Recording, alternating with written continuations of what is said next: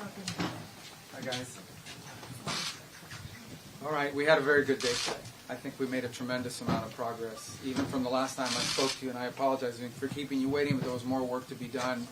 You know, we began almost 3 weeks ago with a foundational document that we socialized and ran by both sides, and with input from both sides. And one of the things that happens when you've been involved in this now for 10 months is you get a pretty good sense of what the priorities and the red lines and the important issues are for both sides.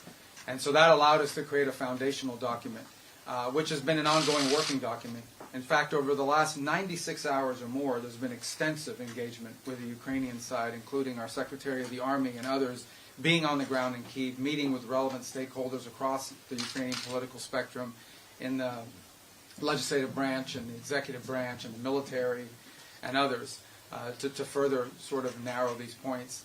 We arrived here today with one goal, and the goal was to take 28 points, 26 points, depending on which version as it continued to evolve, and try to narrow the ones that were open items. And we have achieved that today in a very substantial way. Now, obviously, like any final agreement, they'll have to be agreed upon by the presidents, and there are a couple issues that we need to continue to work on.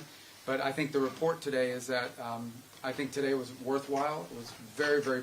It is probably the most productive day we have had on this issue, maybe in the entirety of our engagement, but certainly in a very long time.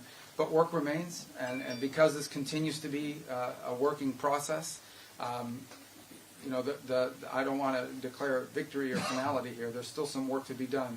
But we are much further ahead today at this time than we were when we began this morning and where we were a week ago for certain. Jelajahi cara baru mendapatkan informasi. Download MetroTV Extend sekarang.